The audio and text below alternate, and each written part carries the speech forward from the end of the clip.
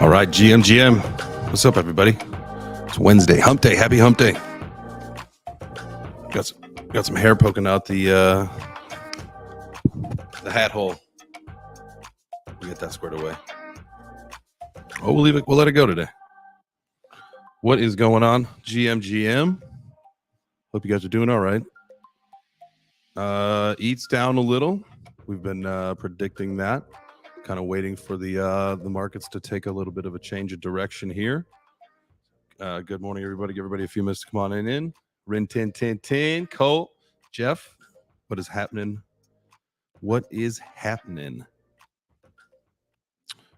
We can take a quick look at that ETH chart while we wait for look at that.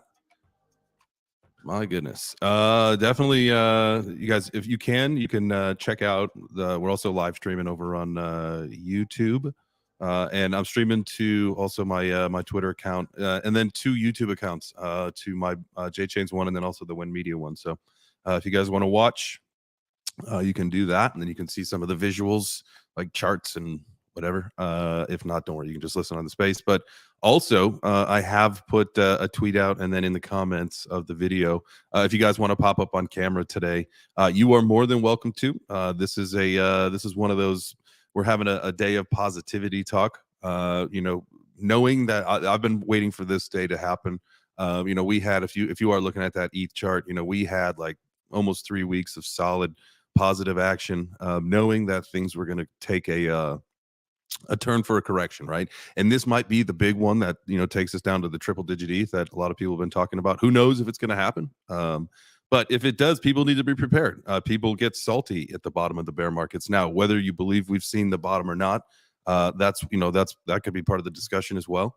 But it's all about making sure that people remain positive.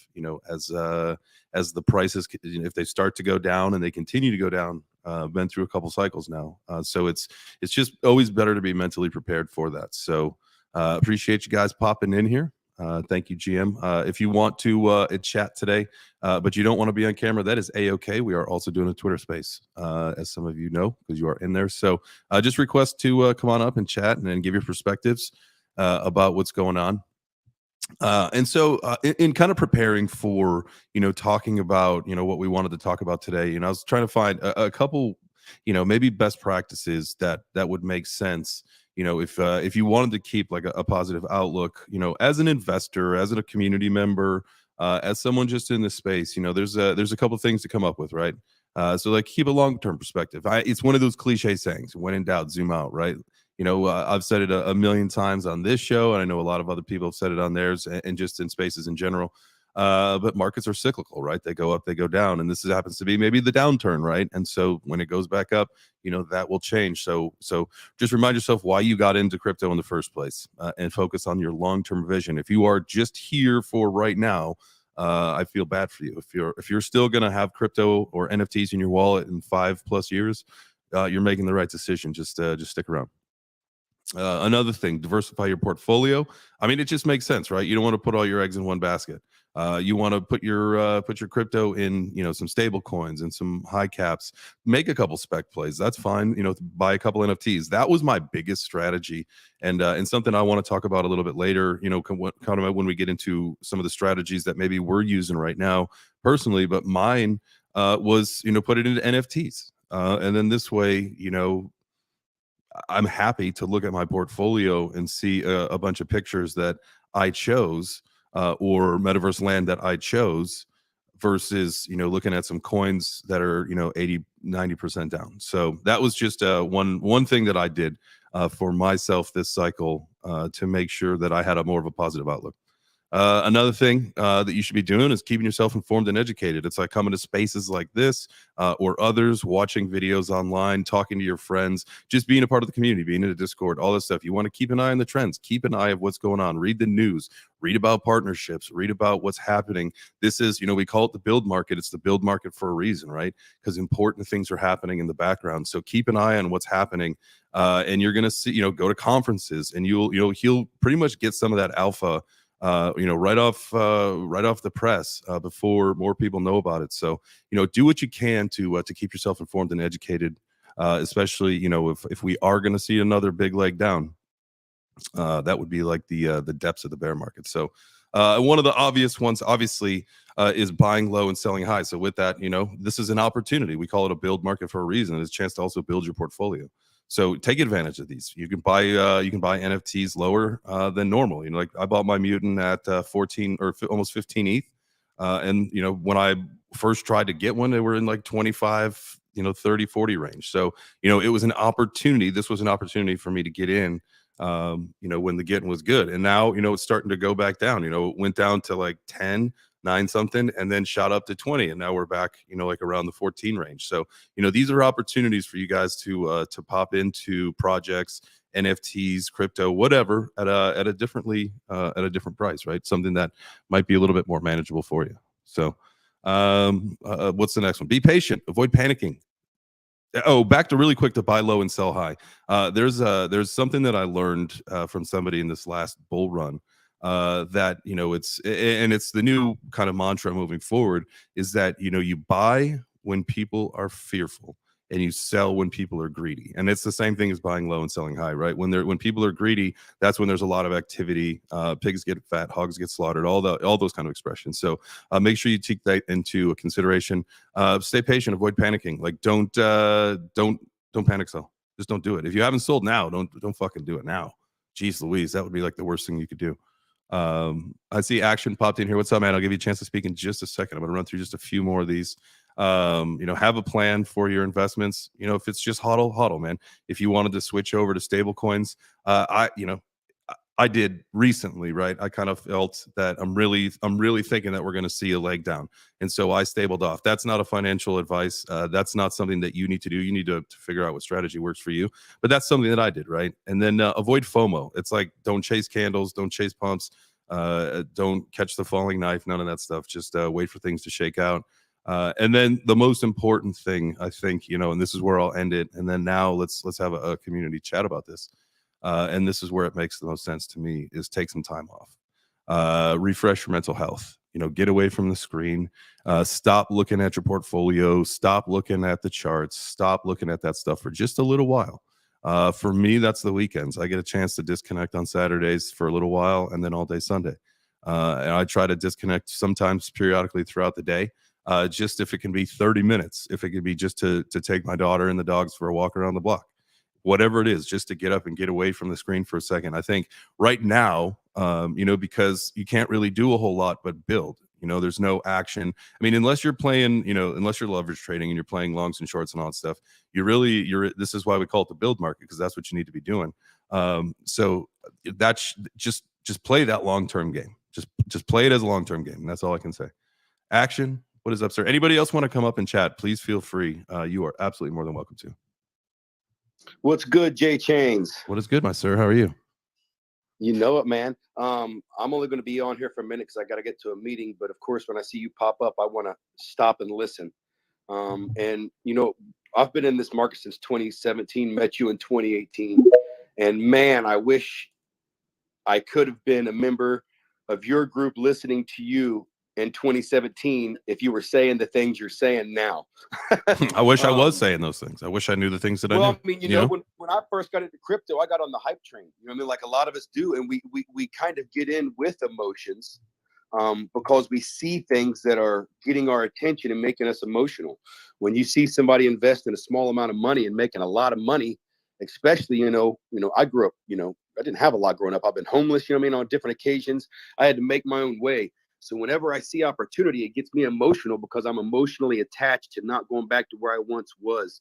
And when I hear you talk, I think, man, if the people who are just getting into crypto attach themselves to an OG like J Chains and listen, and they learn how to detach their emotions and how to stay positive in a build market, they can learn how to program their brain in a way where they actually get positive when they see red candles. Mm-hmm. And that's huge. If you can learn to control your emotions, listen to people like J Chains, and conquer the hardest thing, which for me is detaching my emotions, you can really create generational wealth, not really being that active in the market. my biggest problem when I started was I was too active. I mean, people were like, yeah, it's a green day. I'm buying, I remember once I bought like $8,000 worth of Litecoin at $300 a pop because some guy said it's going to go to 600. I had no idea what I was doing. I knew I had made money and I just jumped on that train. When I teach people how to do marketing, when I used to for my construction company, I don't anymore. I would tell them anytime you hear a no from someone, you should get excited because you're that much closer to a yes. Yeah. In this market, when you get a down day or a big drop in the market, that's really such an amazing opportunity. And I tell all the people that I counsel in this world, in the crypto game, you have to learn to program your mind to take those red candles and dollar cost average. And when everybody starts getting excited, the quote you made earlier, I believe, from Warren Buffett, when everybody starts getting excited and wanting to buy in, that's very good time to start taking some profits. Mm-hmm. You know what I'm saying? And we've all learned from those mistakes. But me not being able to be on here long, I wanted to reiterate one fact is attach yourself to someone like Jay Chains who actually cares, knows this world, and learn to build and grow with people who have been there and done that. I don't like yes men. I was in a meeting yesterday with our team, and I had come up with an idea, and one of my team members, someone who I made the COO of my company, said, I don't think that's a good idea. And when they said that, I so appreciated it because they were looking out for me. Don't attach yourself to yes people in this market. Find people like Jay Chain, stick with them, be patient. And if you program your brain to not get emotional on down days, you're going to be a lot better off in the long run. And you're not going to make the simple mistakes that a lot of us have made, especially me getting into this market. So that's all I wanted to say. Hell yeah, man. Well, I appreciate you. Thank you very much. Very kind. Action. Watch out for him, man. He's going to be doing some pretty dope shit this year. And so I'm looking forward to what you got coming out with, man. So appreciate you popping in. Thank you for the kind words. Matthew, how are you this morning? What do you think about this positivity stuff? Good morning. Good morning. Great to see you, Jay Chains. I love what you're putting together when we talk about sort of those top level pieces, mindsets to keep at the forefront of how we sort of approach investing. The reason we have those greed and fear indexes is actually it's absolutely inspired by Buffett. I think it's fantastic that we have those, keeping an eye on those and kind of getting a sense of how the market is being perceived by others is really, really important. Two other things I think that I'm not sure if you touched on. If you did, I apologize, but there's a great other saying too: time in the market beats timing the market. And that's for people who are kind of on the hodl side, where we're, and as Action mentioned, the hyperactivity that goes along with buying and selling, that's, it has a lot of tax implications that sort of stops the compound interest train. All those things are really inefficient. So being in the market is better than just trying to jump in and out of the market. And then the final piece too, the emotional roller coaster is a lot easier to weather if you have cash on the side. Having dry powder to be able to engage with these opportunities is going to make you a lot more versatile in being able to pick up pieces at a discount. And that's one of the challenges, is that you find a lot of people who've kind of maxed themselves out with their crypto portfolio, not left anything in the coffers from a dry powder perspective. So when they see prices go up and down, they can't really take advantage of it. So that would be some other advice too, which is just to have cash on the side that you plan to be using, whether it's dollar cost averaging or other potential plays. But having that on the side is going to be really helpful for you weathering those sort of emotional roller coaster pieces. I like that. So let me ask you a question, Matthew. So one of the strategies that I said, that I did was I threw some ETH into Tether, right? Just to preserve that value, because one of my ideas, and I think I'll hang to my convictions on it, is that ETH is going to go down. Is it going to go down to around $1,000? I firmly believe so. Is it going to go sub, in that $800 to $700 range? I really want it to. I can see it happening, but it may never happen, right? And so realistically, with the expectation of if it hits around that $1,000 range, hopping in, do you advise people to play that game? Like, it just emotions aside, right? Like, because if I miss it by a couple $100, like at the end of the day, it's not going to be the it's not going to wreck me. But, you know, like as far as that as a strategy, like what, do you think that's wise for people to try to also keep that emotion out of it? Because if you do miss it and you don't catch your target, like, are you going to be pissed off at yourself and then feel defeated?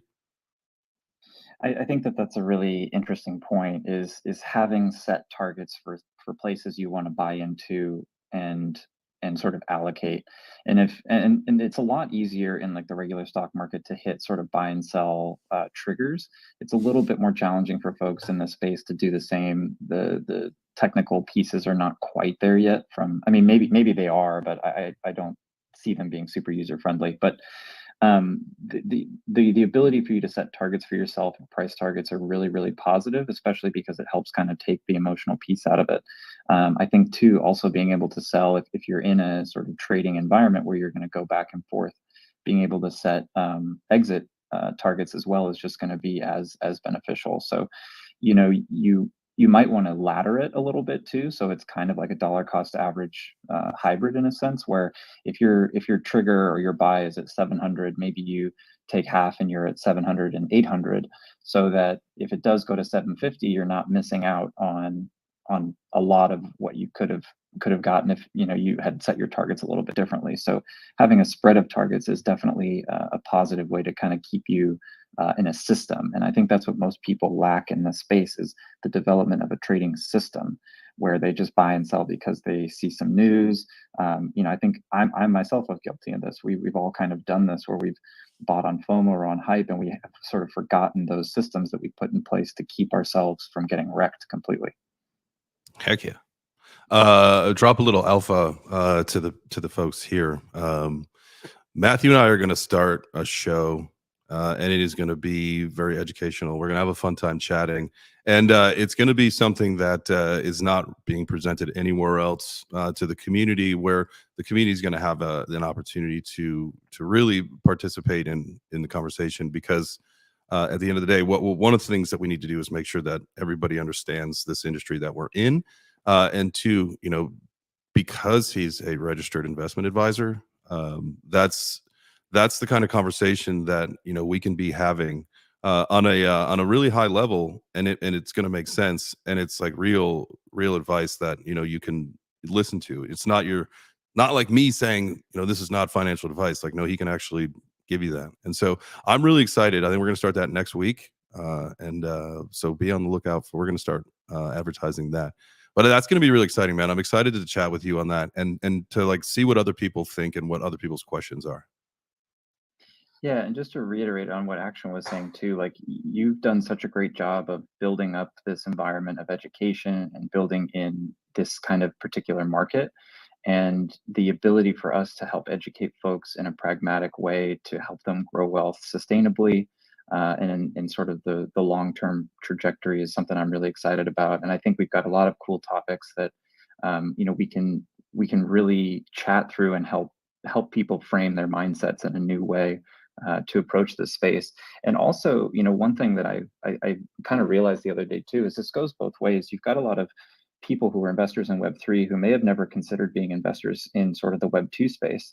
And the expertise that we'll both be bringing to this will translate through both. So if you've never considered ways that you can engage in sort of the Web2 strategies of investment, or even looking at companies that are playing in the Web3 space that are trading on a particular exchange on like an NYSE or NASDAQ, we want to be able to provide all these opportunities so that you can have a holistic perspective as an investor, and really maximize your opportunities in this space. It's gonna be Yeah, I awesome. had unmuted myself to give Matthew a compliment. I didn't know he was into financial advising until I had unmuted and you had said what you'd said, Jay Chains. Matthew, the way that you articulate the facts in that calm, unemotional, to the point way is amazing. No, I mean, really, I mean, you're talking about a subject, especially to a lot of people in this day and age, is they're very emotionally attached, and there's a lot going on with a lot of us that no one will even mention, financially and in different ways. And the pressure that we put ourselves under sometimes could be immense. And I worry about that in this space with people's mental health. And the way that you, again, articulate the facts makes it very easy to learn and to want to learn. I know I am very aggressive sometimes in the way that I speak. You know, that's probably why I'm in music. You know what I mean? And sometimes the way that I try to get things across, it doesn't work as well because I'm too emotionally attached and I don't articulate it properly. I could sit and listen to you for an hour and I would retain it and have no problem taking notes. So good on you, man. Good on you. Jay Chains, I can't wait to listen to what you guys put together because I trust Jay greatly. We've known each other since 2018 and I literally consider him a brother. I can't wait to hear what y'all come up with. I'm going to have to bounce now, Jay and Matthew and everybody else. You know, we love you guys from the AKA Action Camp in Cincinnati, Ohio. And Matthew, again, man, absolutely impressed with just what little bit I've heard, and I look forward to growing with you. So you guys have a good one.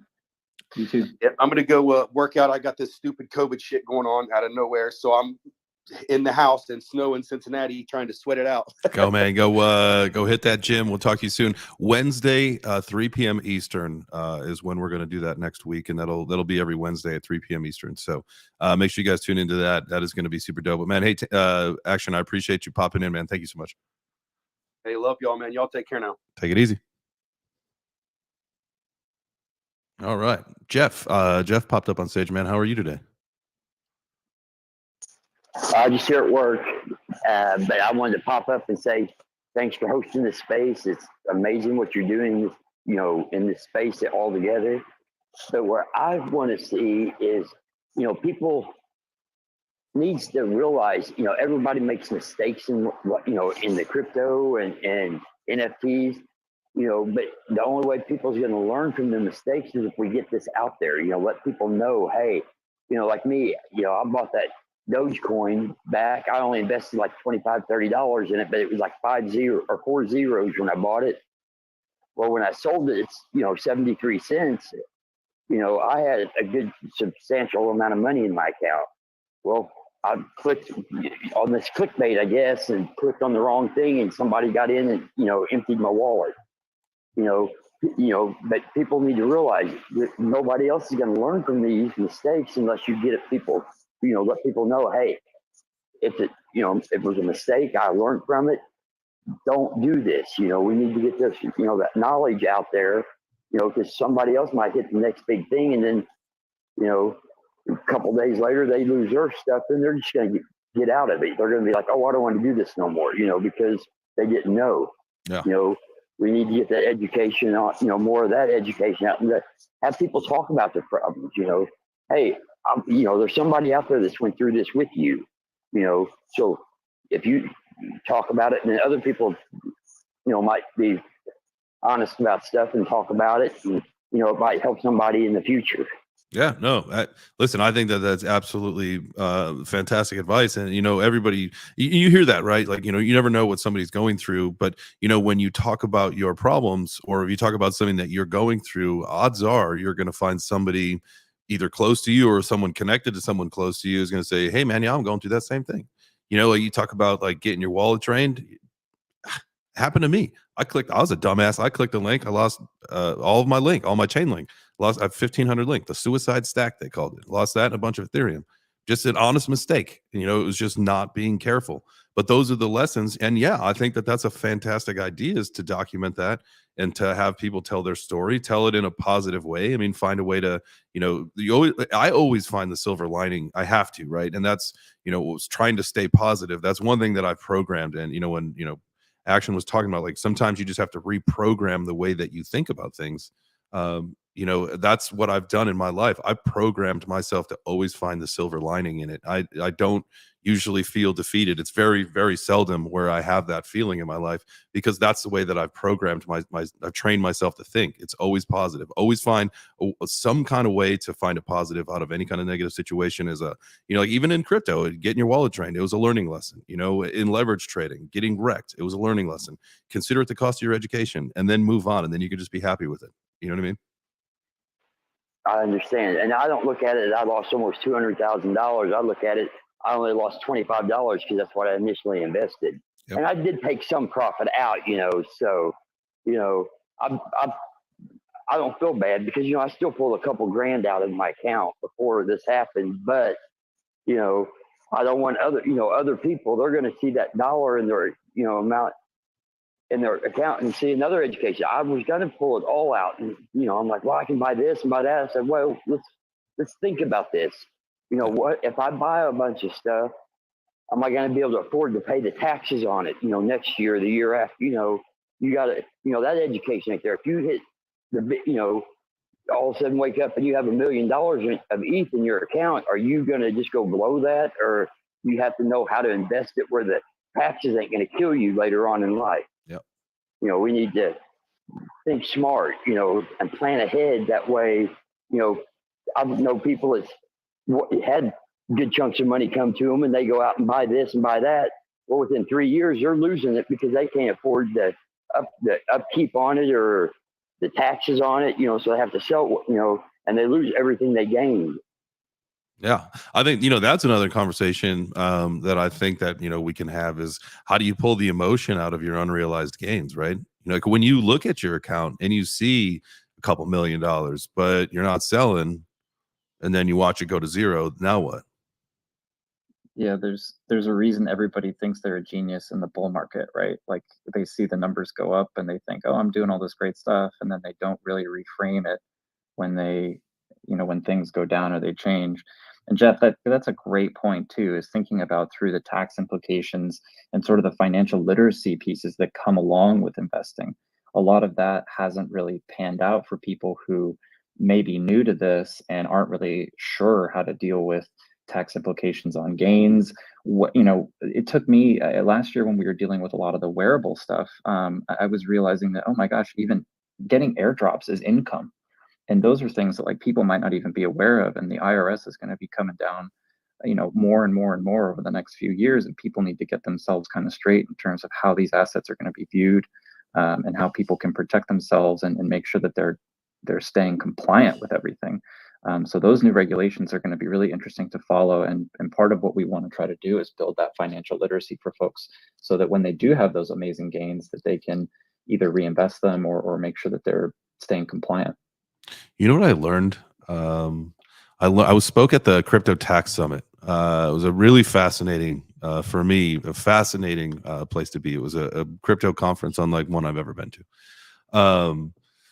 But I had learned that if you put NFTs, it can be an airdrop, it can be something that you buy, but if you put it into your like a wallet in your S corp, and then you have, and say it's an NFT for a play to earn game, and you have someone, because you can't use it, somebody else has to use it. So it's almost like you lease it out, and then it becomes like some kind of untaxable income. And then because it goes into your S corp that way, I would love to talk to more tax people on ways that people can be involved in this ecosystem and still invest and not worry about the taxes, because there are ways to be able to do that kind of stuff. Absolutely. And I think that there's more and more people coming into the space now that are becoming compliant from a tax perspective. So having those people on as well, I know that it's just a killer piece of advice for folks too, to just kind of get learnings on their own personal finances. Yep. I got to hop to a meeting, J Chains, but always great to see y'all. Look forward to kicking it next week as well. And just hope everybody has a great week. Stay safe out there. Don't click links. Absolutely, man. I appreciate you. Thank you so much for all your great perspective as always. Yeah, we'll see you definitely. If we don't see you, between now and then, definitely next Wednesday, 3 p.m. Eastern. Matthew and I, You got it. We're gonna talk about some cool stuff. All right, man. Have a good one. Thanks, you, y'all. Bye. All right. Now, talking about taxes, that lady that comes in here to my work, we service her vehicle all the time. Her daughter lives somewhere in Arizona, and she was hired when all these new IRS agents was being hired on. And while she was in training, she said it was in the first week of training, they started talking about crypto and NFTs in their training course. Well, she started, she's into crypto. She's got NFTs in different projects. So she understood it. So she was helping other people, explaining it to them. Well, her supervisor come over and said, "Oh, so you know a lot about this?" And she's like, "Yeah, I own this, Ethereum. I own all this different crypto, and I'm in these projects." The very next day, when she showed up for training, the rest of her training, they come and handed her a piece of paper and it said, due to your education in crypto and NFTs, what we're doing here is going to be a conflict of interest. So we're no longer needing your help. So she said she's thinking that what they're doing is they're training them to start taxing more. They're going to start dropping more laws on NFTs and crypto and the blockchain. That's why they wanted to hire so many agents and train them. And so she's like, kind of made her mad because, she was making good money. She's going to be making real good money. And they said, due to her involvement in crypto and NFTs, it's going to be a conflict of interest. So they end up releasing her and letting her go. Dang. They're up to no good. They're going to reprogram them and train them that crypto was bad. What's up, Foley? How are you, GM, sir? GM, baby. You making them eggs? No. The kids are all up. The wife's about to go to work. I might make some eggs. I'm getting some coffee going right now, or she's getting the coffee going. But how we doing? Oh man, we're good, man. We're having a conversation today about keeping it positive in the build markets. I went through and ran through earlier in the show, and I can probably buzz through them again just to spark the conversation. Just a couple best practices, really, as we kind of, I've been waiting for this moment to happen. You guys know every day we look at some of the charts and kind of where ETH's been heading. And again, it's down into the 15s again. So things were looking up for like almost 3 weeks. And now we hit a couple red days. And so, we've been saying that like there is this potential for ETH to go sub 1,000. If it goes down there, there's going to be some people that are afraid, they're hurting. This is their first time experiencing that kind of stuff. And so it's just about like, some best practices, when in doubt, zoom out, keep your long-term perspective. Make sure you are diversified. Don't keep it all in ETH. Maybe tether some off, buy a couple NFTs, something like that. Keep yourself informed. What kind of partnerships are happening right now? What else do we say? Have a plan. Don't FOMO in or out. Don't panic sell. Don't chase pumps. And then most importantly, take some time off. Make sure that you're keeping your mental health regulated. As if you do see your portfolio take a major hit, don't get defeated. Remember, this is the build market. So that's so far the show in a nutshell. So GM to everybody that has popped in recently, thank you guys so much for doing so. But it is a community conversation forum. So if you've got any perspective on keeping it positive in these build bear markets, make sure that you guys come on up, request to speak. But what do you think, Foley? What's keeping you positive? I mean, it's all about the individual, right? I mean, for me, I'll be quite honest. I don't look at the charts. Like sometimes, like if me and you were talking and stuff like that, I'll look at like the price of ETH and stuff like that. But when I'm building and growing a company or whatever, like I'm not even really looking at the charts. I'm just focusing on the work. I'm focusing on the business. I'm focusing on the team, focusing on the tasks. Like the money is going to be there. This is the time to get everything ready for the bull run. And we all know that this was not the bull run. This was some crazy little pump that happened. So we need to still act like the bull run is just like it's been, on these halvings with Bitcoin. Like we need to make sure that we're ready. 2024 is the next cycle according to how it's been the last, 8 years or whatever. So, I'm gonna get excited when, things happen like this, but I'm not gonna like sit here and think that, oh yeah, the bull run's early. I'm like, nah, that's not how this works. Like we gotta wait till that Bitcoin halving, and then shit's gonna hit the fan and start moving. So we just gotta build right now. Put your head down, grow your company. Don't focus on the charts too much. Like you said, like leverage, like put it into different assets, put it into USDT, tether it off, buy some new NFTs. Now, I would be weary of buying the NFTs because I did this earlier when I had a lot of ETH when we were still in the bull run, and I went to a bunch of NFTs that are worth almost crap now from when I bought them. So you do have to be careful of what you do put your money into in the NFTs. Like I wouldn't put much money into anything unless it's a blue chip NFT if you can afford it. because those seem to hold value. Like these mutants, even though they're down on the price because of ETH, like I feel like these were a very good investment. Mhm. You know what I mean? Oh yeah, absolutely. And that's that was and that's something that overall strategy wise, like I tethered off some ETH to try to catch it lower, but the on the whole, the strategy for this entire bear market was buy as many NFTs as you can, so at least you can stomach looking at those things versus a down portfolio. Yep. And if you get the right project, you're gonna be sitting pretty. Yeah, absolutely. Absolutely. And I mean, like, and that's like to me why I thought, like, when you say getting the mutants was a good idea, I agree with you, is because that their model is they just airdrop you shit, and so we took advantage of 1.5 ETH airdrop, which granted we probably sold a little early on those sewer passes, but still, it's 1.5 ETH that we didn't have before. That if the markets play out right like we think, we've got an opportunity to turn that into more just by rebuying in a couple months. Yeah, absolutely. I'm excited to see what else happens with that sewer pass, so we can hate ourselves for selling it. But, I'm not mad at getting the 1.5. But that's the thing. Like with Yuga Labs, like we thought that we could spin that thing around and make that ETH, and then it would be fine. And then here, lo and behold, they came out and yeah, you need this, and you're gonna get all these things if you keep it. And we're like, fuck, like, you kidding me? But at the end, but then like, did I want to hold on to it for another couple months or whatever, and not take advantage of the free Ethereum I got when I sold it? Like, I don't know. Like, did you have time to sit there and play the game and do all these things? Because I don't have time to do that shit. I don't. That was one thing we were talking about the other day. Was as cool as that is, it's just right now it's just not even plausible for me to sit around and play a game. You and I, Carmen, Chris, we've got way too much going. Turbo, we've got way too much stuff going on right now in the background to even think about sitting around. There's just no way. And so let somebody else play it. I got some ETH. Somebody else gets to play. If I miss out on a big opportunity, guess what? That's part of the strategy. Don't sweat it.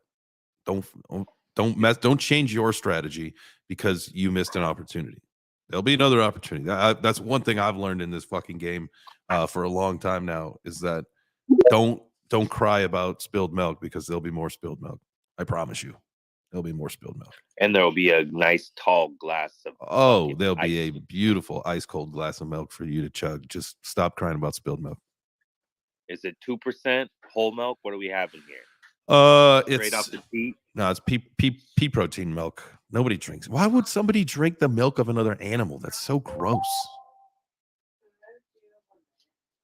You don't drink milk? Fuck no. I haven't done it since I was a kid. I think it's nasty. Like, I'll have cheese, it's a product. I'll have dairy because they're products, but like just drinking milk sounds absolutely nasty to me, because again, what other species on this planet drinks another species' milk voluntarily? We give cats milk.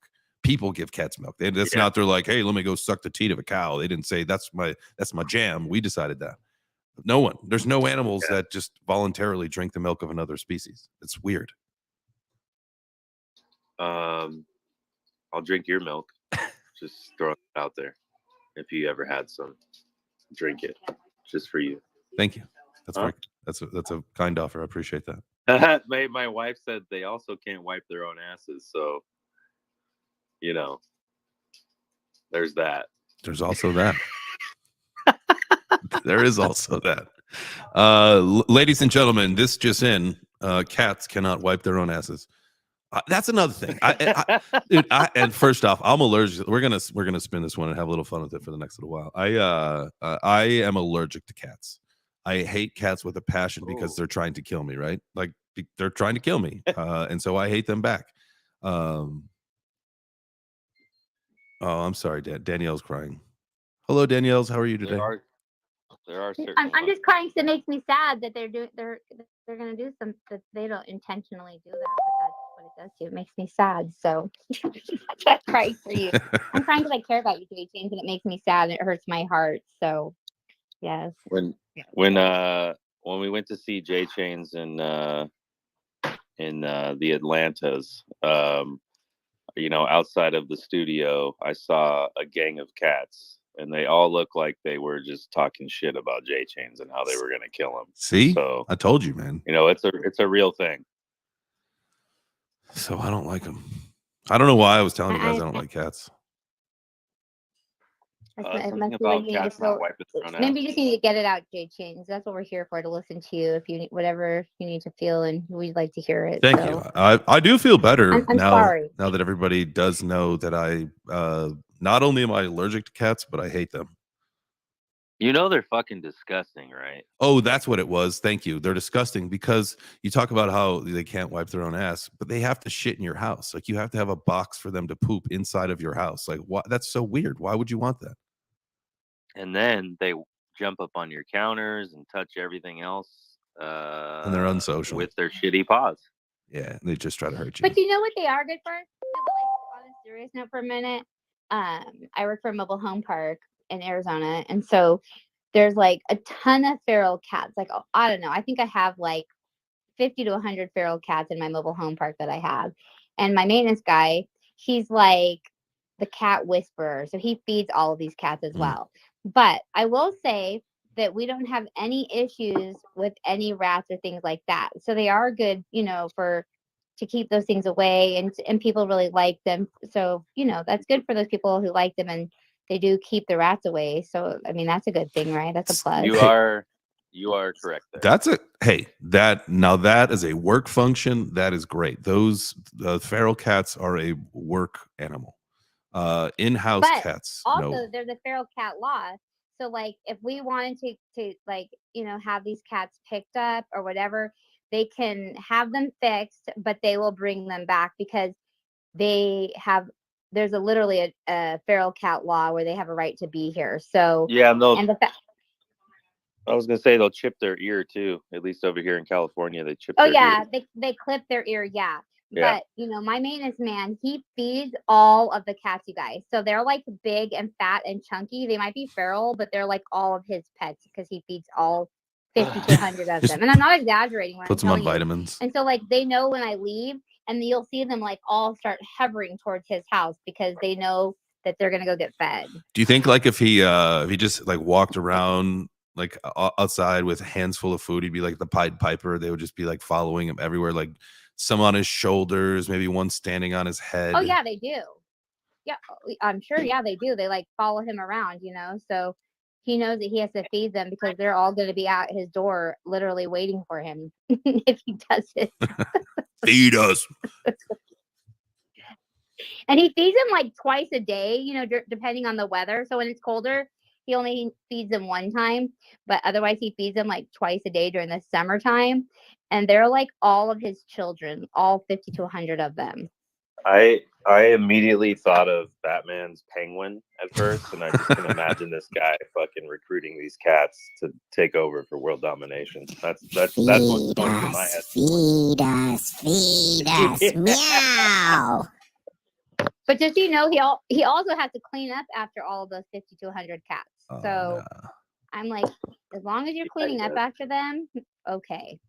Because he loves them, you know, and that's great. Like if people that I have, okay, in full disclosure, I have met people that have cats and they're clean and like they're not like some houses when you go into and it smells like cat piss, you're like, oh God, you got cats, I gotta go. Plus, I'm like, my eyes will start watering and I gotta get all stuffy and I'll have to leave anyway. But some people can own cats and their house does not smell like cat piss. So to those people, congratulations, you win. The same thing with some people with dogs, you know, they don't have the you can smell that dog smell too, you know, of that. That's one thing I despise. And our dog, she's like she's probably 13 or 12 or something like now, and she's starting to get like that. When you pet her and you smell your hand, you're like, oh no, you're one of those. What do we do? It's just like a thing. So I dressed up really nice and I was taking pictures last night and I was picking up the dog and my daughter's like, Mom, I'm just letting you know that Buddy's gonna get dog hair all over your new shirt because he's a French bulldog and like he sheds during certain times of the year. So I was like, that's okay. Our dog just went through a molting. It's like a whole nother dog comes off of her. She's also the stinky one. It's her whole life she's done that. The molting thing is she's a Lab Shepherd Shar-Pei mix, and the molting thing has been like a disaster her whole life. It's so much fur. She sheds so much. It's just crazy. What are we talking about? Star Dogs now? Yeah.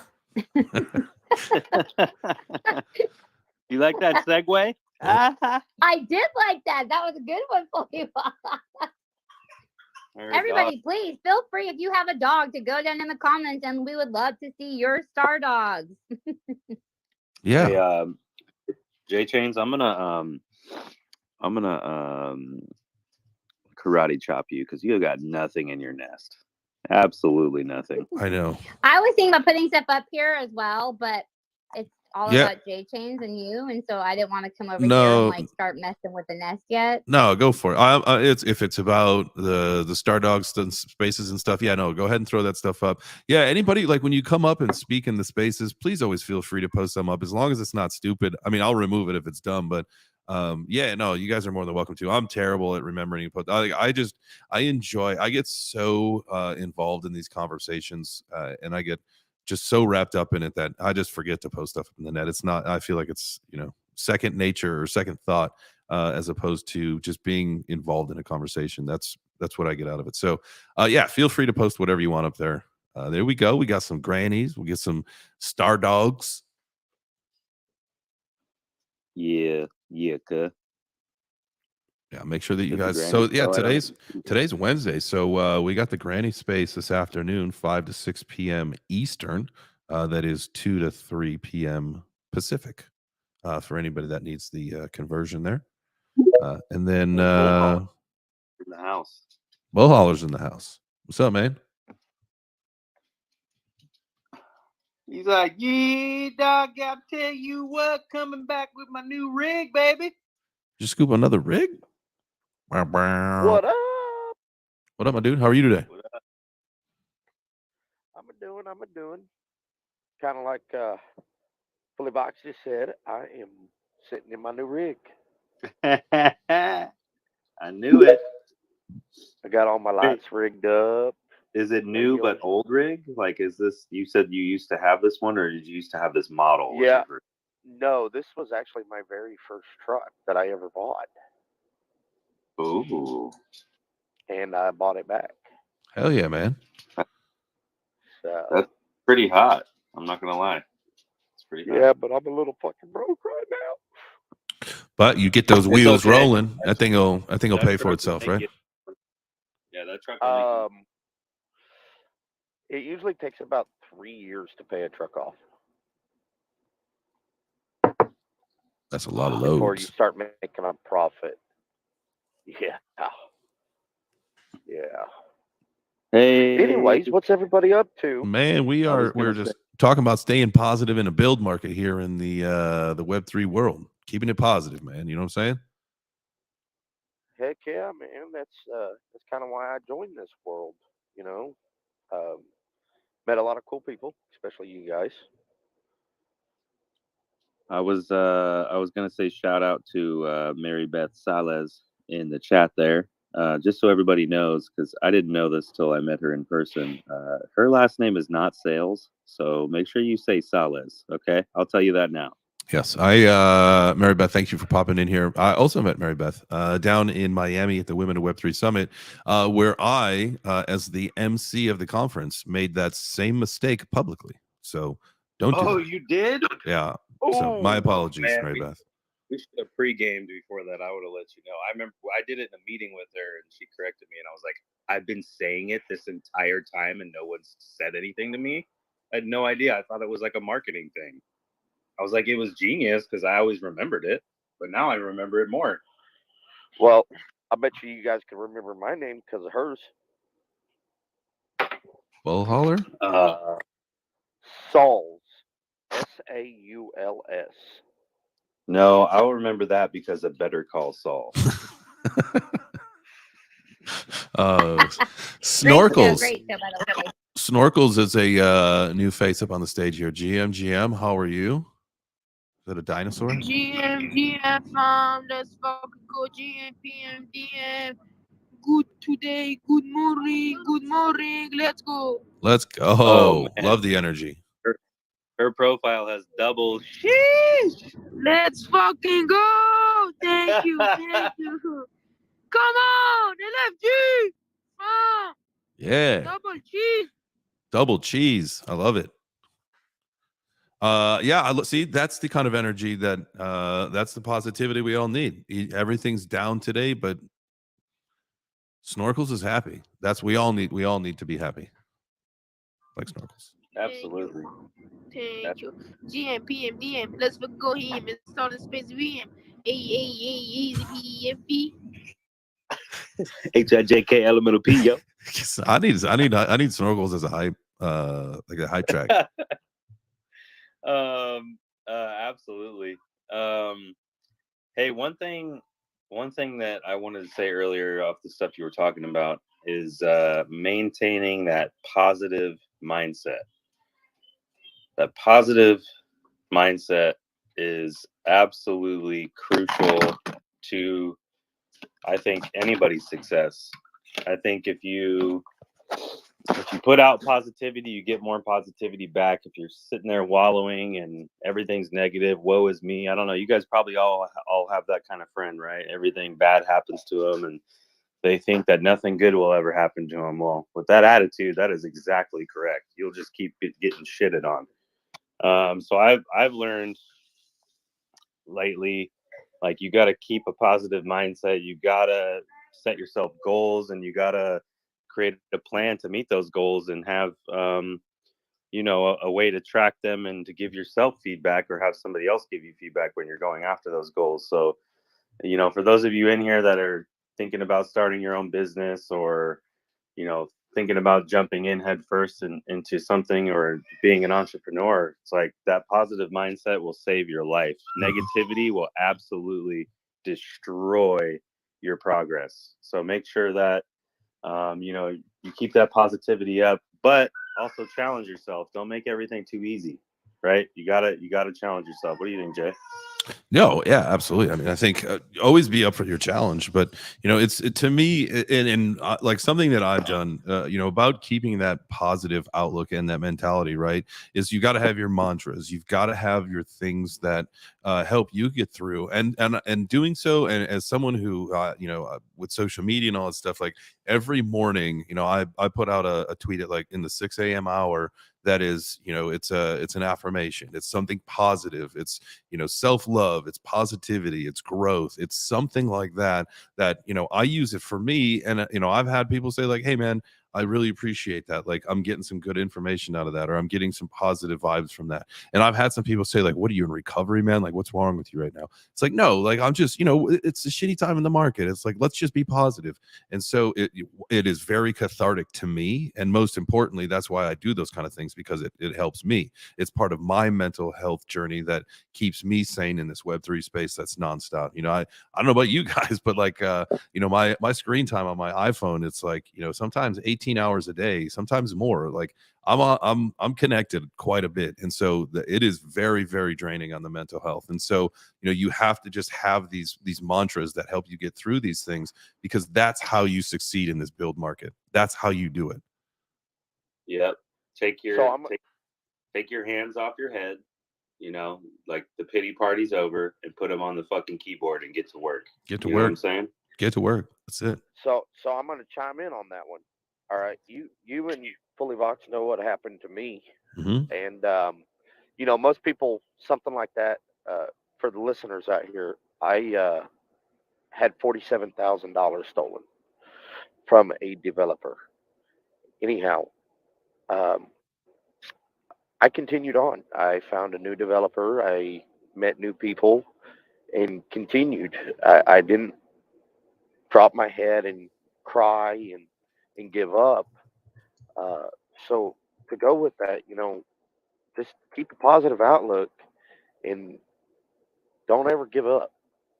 Chase your dreams. Absolutely, man. I love that. Chase your dream, but just show up and be consistent and don't give up. Like think about and even as projects, we've talked to a couple guys in a space yesterday that with the projects, whether they they had leadership issues in the beginning, community issues, whatever, stalled out at Mint, it doesn't matter. You know, the point is that they're here, showing up, being consistent, and you know, that to me, I think is one of the battle that people have to get through is just be here, just show up. Doesn't matter if you're having a bad day, doesn't matter if you got hacked. Don't capitulate. Don't leave now. This is not the time to do it.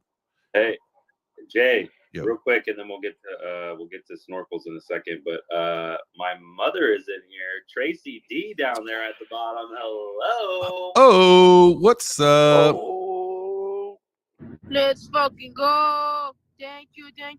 Families on my candidate talk project.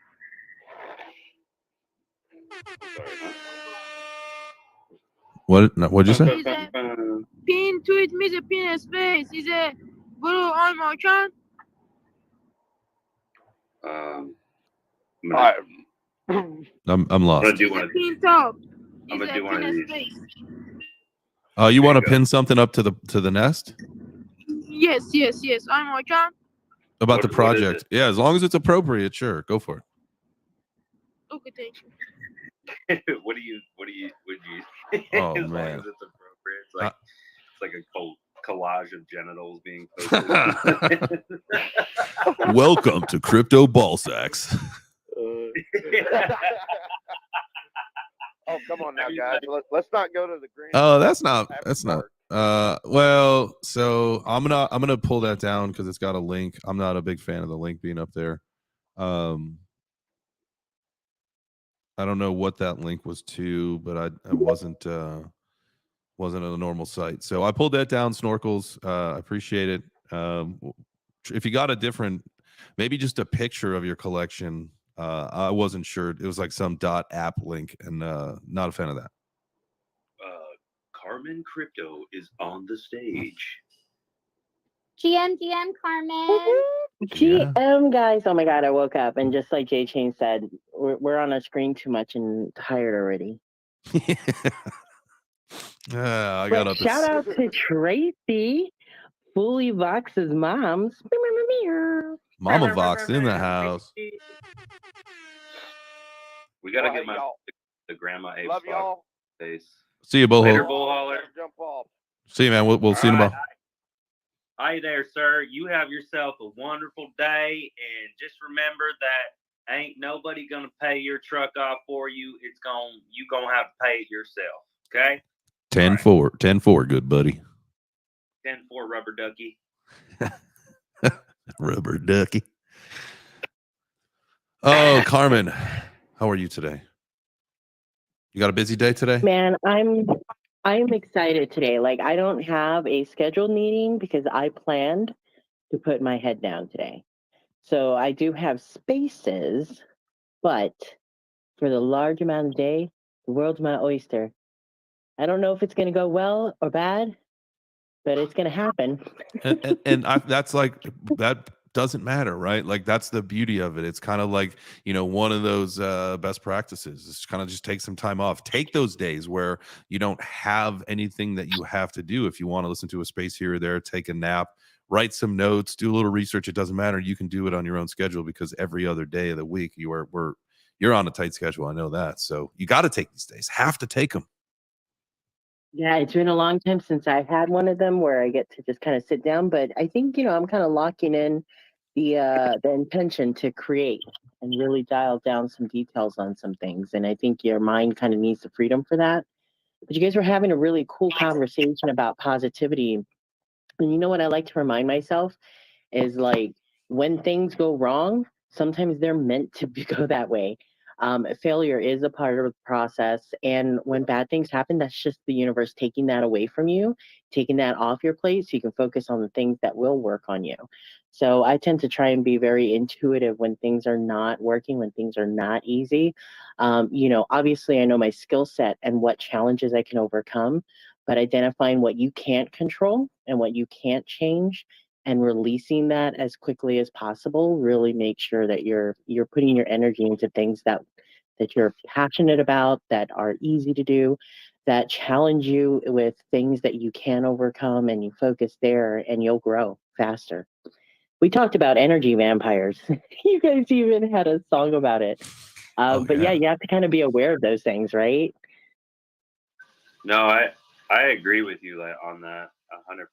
And I think that, the bad things that happen like that, it's all about how you bounce back from it, right? Like that's a challenge trying to drag you down to negative lane sometimes, like when you fail. And how you react to that situation or how you bounce back is it could set you on a completely different path. So, I get kind of defeated when negative things come my way, depending on, the size of it. But, I've learned as a leader, like you have to just suck it up and drive on. I mean, the Army taught me that 100%. Like suck that shit up, drive on, and don't let that stuff affect, what you got moving forward. Like always remember your mistakes and learn from them, but don't dwell on them. Like don't let them sit there and vampire suck you, like we're talking about, Carmen. Like that's the mother of all evil, when you're wallowing in self-pity and think, oh, I lost, like Bull Trader with his 40 something thousand he lost. Like, most people, that's enough to kick you out of the industry and say, I'm never gonna be in crypto ever again. But he's got this, this thing inside of him that's saying, I had a bad experience. I'll learn from it. I'll make sure that doesn't happen again. I want to continue growing my brand, growing my business, growing what I'm doing, because I feel like there's value at the end of the rainbow, right? So I think that's important, is how you react to a negative situation will affect your path forward. So make sure that you learn from your mistakes. Have a little sit down with yourself. And Carmen, maybe you could talk about this more, but have a little sit down with yourself. How did this mistake happen? Could I have prevented it? What can I do next time if something like this happens? Yeah, I think the times where I have absolutely just like let something go and release is the moment that I identify that there's some type of maliciousness or excessive greed into somebody, because I can't change those things. But I do think that a lot of my early failure in my career and like that negative attitude came from expectation. And I realized that once I started to really change what expectations I had when I went into something and try to stay very present in what I could accomplish today and let that be the goal versus this, outrageous 2 year at the end of the rainbow dream that this was going to happen. And if this happens, then it'll change my life and I'll be able to accomplish this and this and this. Like if you fail and you're not staying so much in the present and you haven't managed your expectations and then it destroys itself and it doesn't come through, then that's very, difficult to deal with.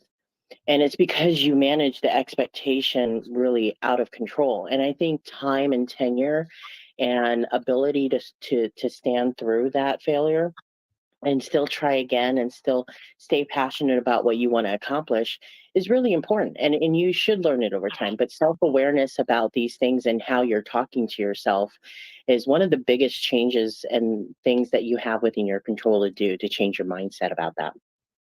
Got a comment on YouTube from Nakudo saying jealousy comparison is the theft of joy. Ooh, that's great. Did you put that on ChatGPT? I love it. That sounded amazing. I do like that. I like how you said managing expectations too, because I think that is the downfall of a lot of people. Imagine starting a project in the bull run and then a month later the bear market starting. Like, how are you supposed to manage that expectation? Like, you were thinking your project was going to fly off the shelves, and a month later the market tanks and you're sitting there holding 70% of your collection not minted out. And I think that is where a lot of people exited this space, is because they weren't managing their expectations and they thought they were going to get rich quick.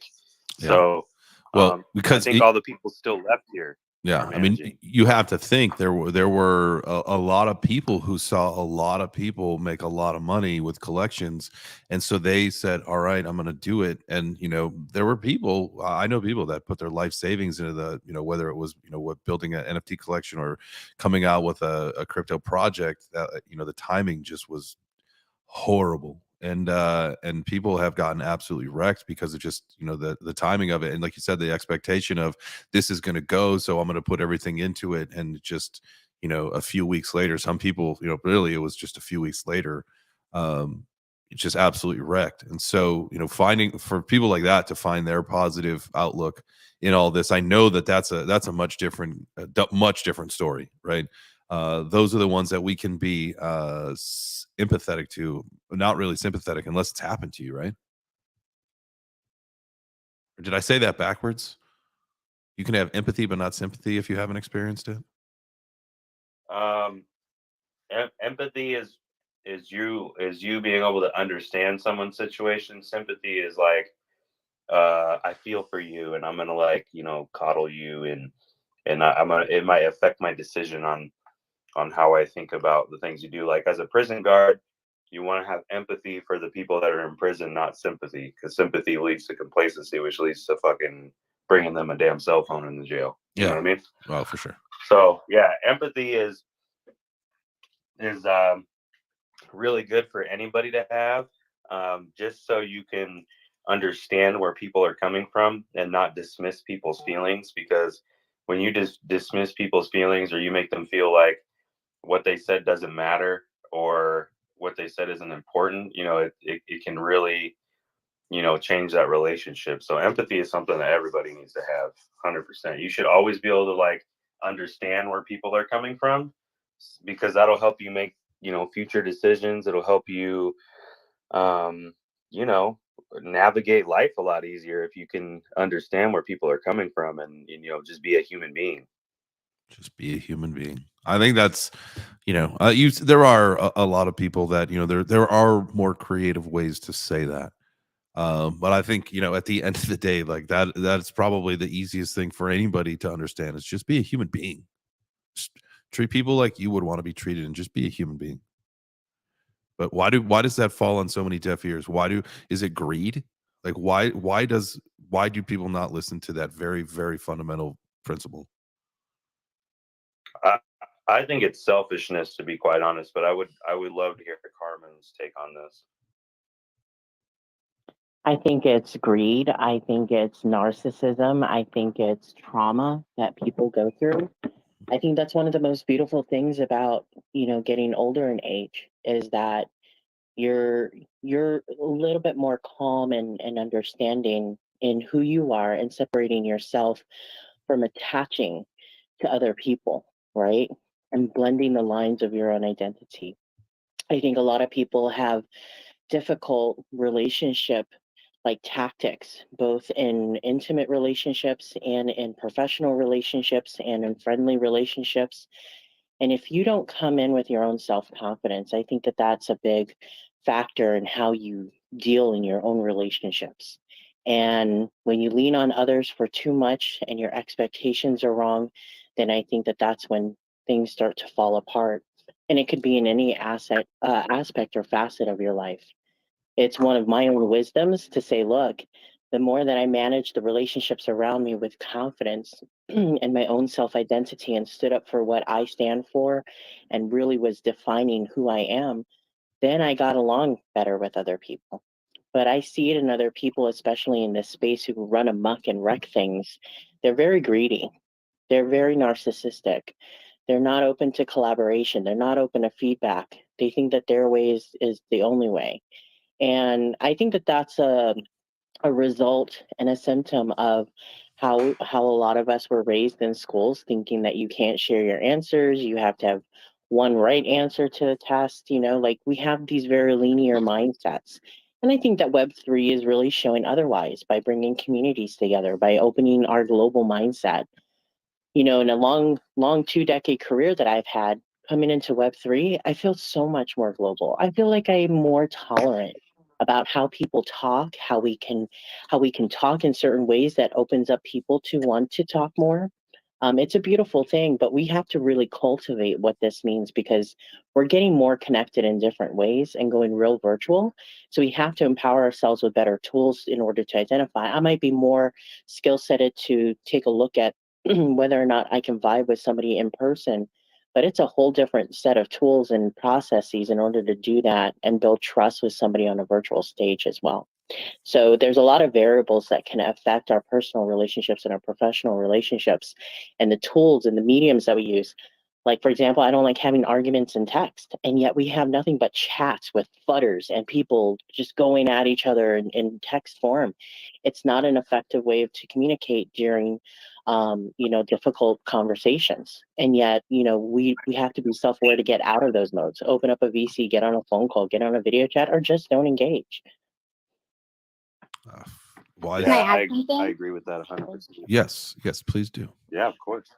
I was just going to follow along with what Carmen was saying. It's like, I feel like it's so more personal to like have a phone call, like Carmen says, because everybody takes things differently. So if somebody's sending you a text message or a DM or a Discord message and they say one thing, well, they might obviously be saying it a certain way, but you might be taking it a whole nother way with what's not being, with what the message is saying, but everybody can take it a different way. It's just like the game of telephone where it just gets passed along. At the end of the thing, it's not what it was said anyways. So I always just prefer to hop on a call with somebody, so that way it can be vocalized and you can hear exactly what they're saying and how they're saying it.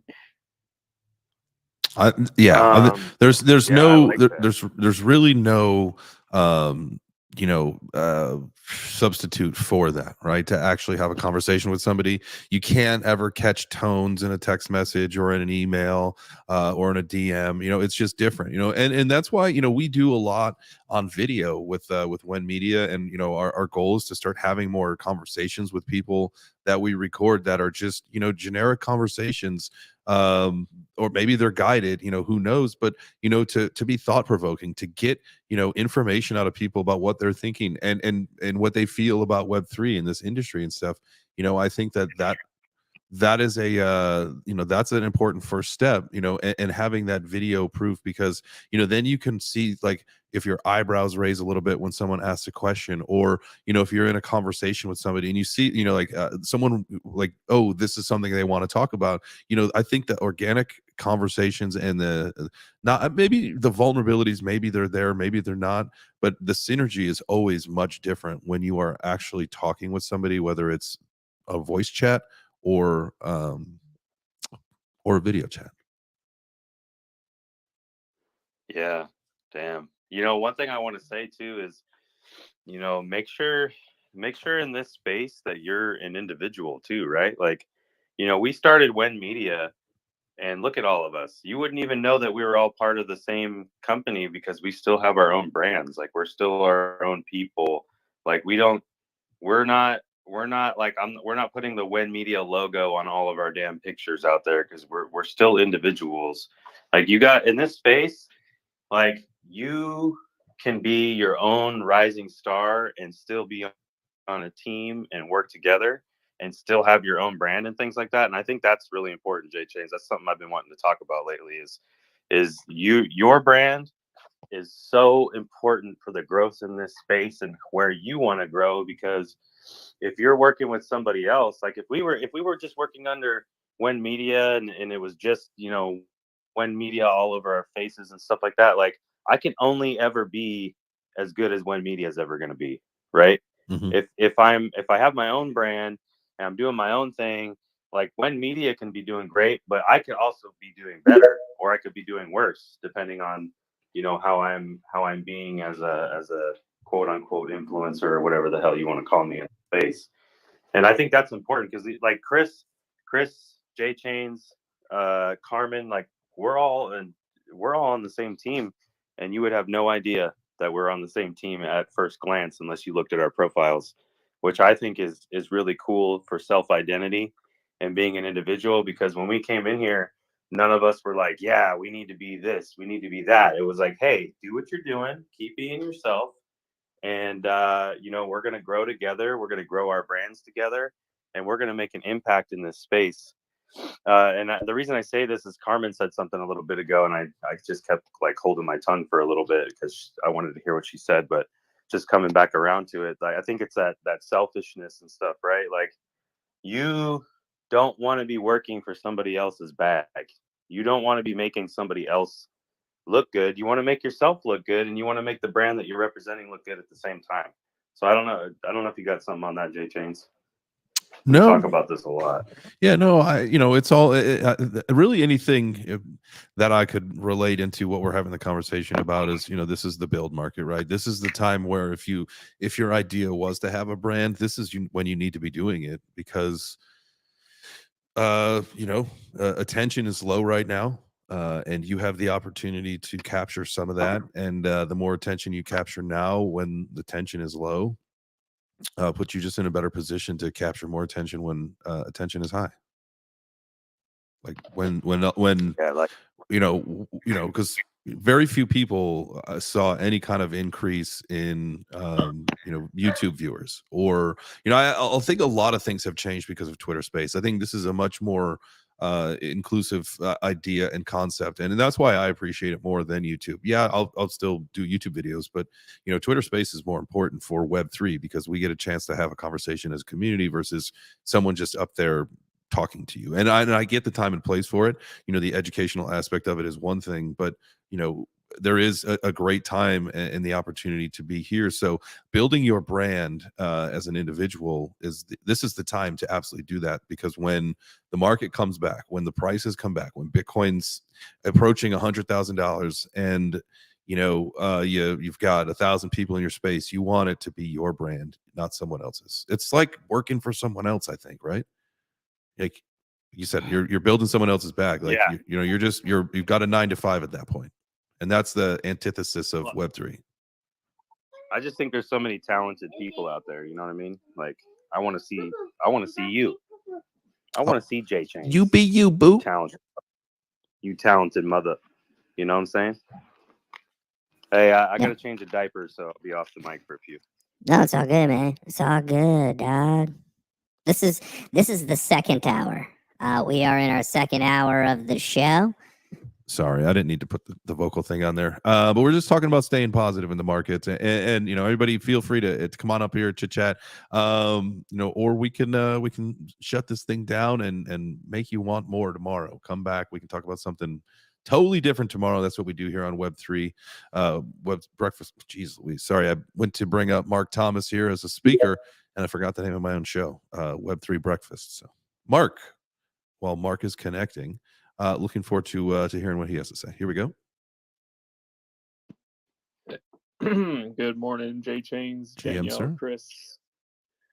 Thanks for hosting the space. J Chains, I'm the guy behind the Metaverse Architects. Oh, nice. So when we get our funding round completed, we're coming to you, brother. Let's go. We're in the negotiation stages right now. Perfect. I like the sound of that. Yeah. Well, let us know. Let's have a conversation offline about that. Because I think, there are opportunities for for us to help find funding in the industry. But let's have a conversation offline and see if there's a way for us to help you out with that. Unless you're good, you're just waiting for some things to finalize. Oh yeah. We have investors right now. Right on. All right. Well. So I've been talking to Mark, so it's nice to finally get to talk with you. I've been talking with him a lot every day on the DMs, in spaces with him. I haven't really got to talk to him like this, J Chains. So we messaged each other, and I told him he should come over into your space right now. Oh yeah. And so he said, "Tell me where you're at," and I sent him the link. And I've been really enjoying speaking with him and interested in learning what he's got going on. So he's been speaking with me quite often. So yeah, excited to see what's going on. Excellent. Well, I'm really excited to further the conversation that we've been having as well. But how are you doing, Mark? Like, what's going on in your world? What's keeping you positive as we start to see some possibly negative price action continue? We'll see how that goes. But what do you do in the build markets to keep yourself positive?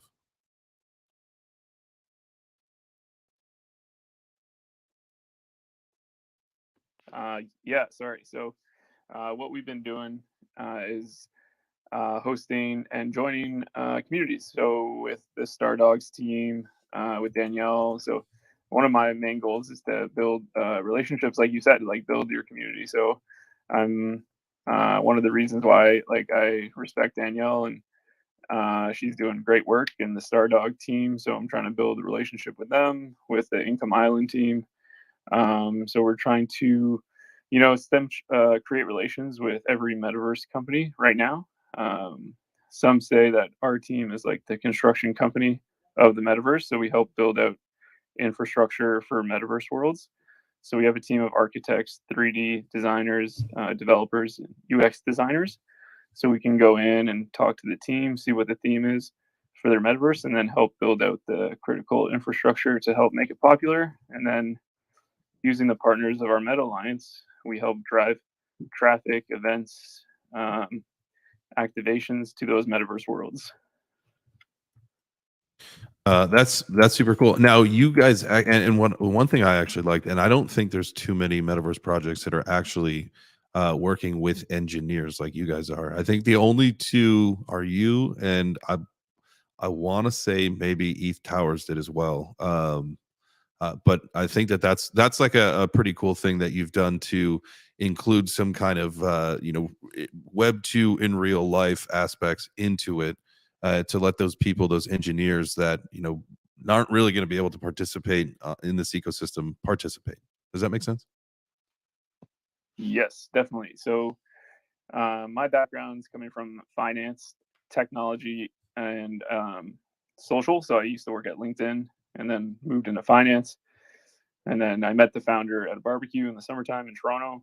So we started talking. I said, I can take my skill sets from Web 2 in terms of building relations. And that's the key at LinkedIn, is like relationships matter. And those values are what Web 3 stands for in community. So I took what I learned at LinkedIn and brought them into Web 3 and just amplified them with the community focus. So that's kind of like my game plan, and to be open with everybody here. If anyone wants to know more about us, they can just reach out and we'd be happy to help or connect them to people we're working with to help their projects as well. Oh, that's fantastic. I the last show before I kind of changed and made a pivot with what I was doing was a show Meta Money, and I think that's when we first connected. Was at some point last year, and we first kind of started talking. And obviously, that has changed. I'm no longer with that channel, but that does not mean that that my interest and love for the metaverse has gone away. I think that it's probably only gotten bigger. And so, as things develop for you guys, and we start, with When Media, with what we're doing, and with what I've got going on with my channel, as we start to develop more programming and content, like that's one thing I am super, super excited about getting back into focusing on, is what's happening with the metaverse, because like that to me is one of the biggest opportunities on so many levels. And you have to think on an investment level. That is the opportunity, right? It's where the attention is the lowest.